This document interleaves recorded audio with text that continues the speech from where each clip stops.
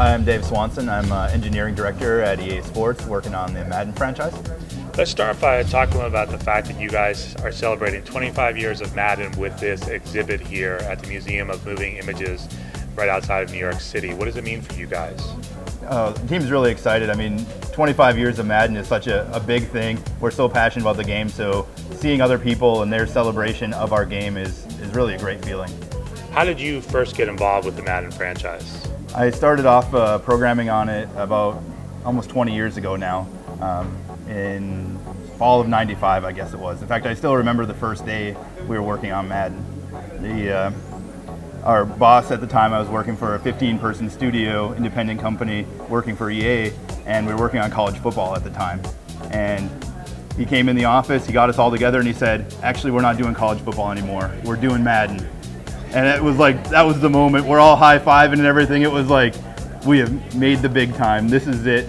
And ever since then, I've been working on Madden, some other EA Sports games, but really focused on Madden the majority of my time there. It's been an amazing experience. So you started back in the 16-bit days.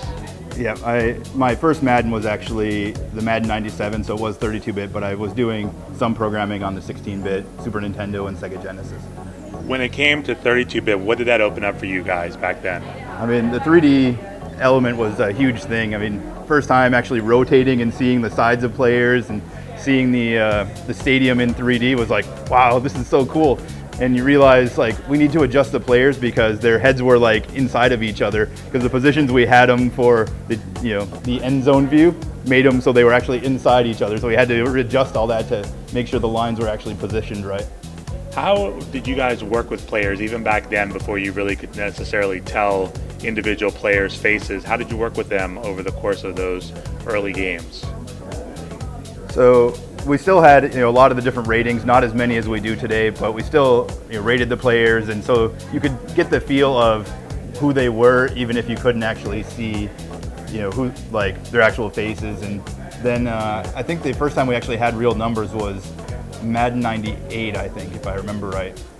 97 or 98, somewhere in there is when we actually got numbers on the backs of the players, and so at least you could really identify them versus just kind of, it's the running back and maybe it has his name underneath, but it was starting to get more and more like the real player.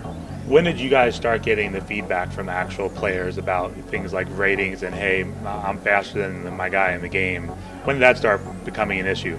I don't remember for sure. I wasn't necessarily a part of that, but I'm guessing it was as soon as we added ratings that somebody could see, because they've cared about that since the beginning.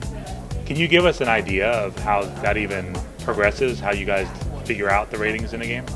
So obviously the part of our team that works on that, they spend so much time watching footage, obviously watching basically every game every week.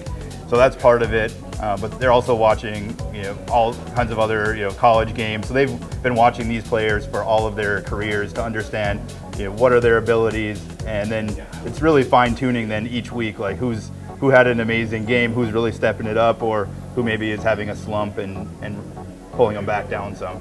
But it's a huge task to compare all those players in the league and really come up with some numbers that everybody is going to scrutinize. The players, the fans, everybody cares about who's rated what, because it's what makes you successful or not in Madden, or a big part of it.